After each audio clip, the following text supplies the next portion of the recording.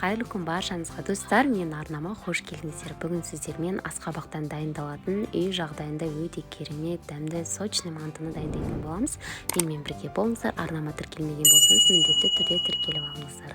Мінекей суымызға тұз, жұмыртқа салып, ұнымызды салып, жақсылап қамырелейтін боламыз. Кішкене қатты да емес, жұмсақ та емес, орташа тығыздықта қамырымызды илеп, мінекей осылай екі зуалаға бөліп, бөлек-бөлек зуаларға бөліп, бетін жауып тындырып қоямыз. Мінекей мен үлкен деген 4-5 пияз және асқабақтарымды ашып дайындап алдым.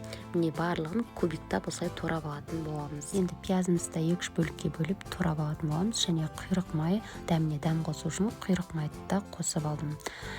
Мантының ең басты құпиясы осы пиязында болып табылады. Пиязын барынша молынан қосқан дұрыс. Мінекей тұз, бұрыш қосып, алдын ала мұжып алдым. Енді асқабағымыз міне туралған және құйрық майымыз аздап және тартылған етімізді қосамыз. Дәміне қарай тұз, бұрыш қосып, барлығын жақсылап араластырып аламыз. Енді осы уақытта қамырымыз тынып дайын болып тұр. Қамырымызды мінекей бөлек-бөлек зуала етіп осылай дайындап алсаңыз, тынып мінекей жаюға дайын болып тұрады. Қатты жұқа емес, қатты қалың да емес, орташа көлемде қамырымызды жайып, мінекей бөліктерге бөліп кесіп алатын боламыз. Менде үлкен осындай 4 бұрышты бөліктерге бөліп алдым. Енді барлығын арасына салмамызды салып,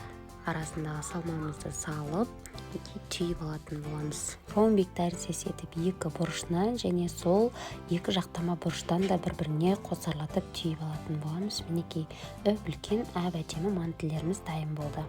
Табамызды майлап, мінекей осылай буға пісіріп аламыз. Ал екінші зуаламды мінекей осылай орамай етіп дайындап алдым. Және де буға қоймас бұрын бетін майлауды ұмытпаймыз. Міндетті түрде жасап көріңіздер. Асқабақпен және құйрық май қосып өте дәмді болары сөзсіз. Отбасыларыңызға да толықтай ұнарына сенімдімін.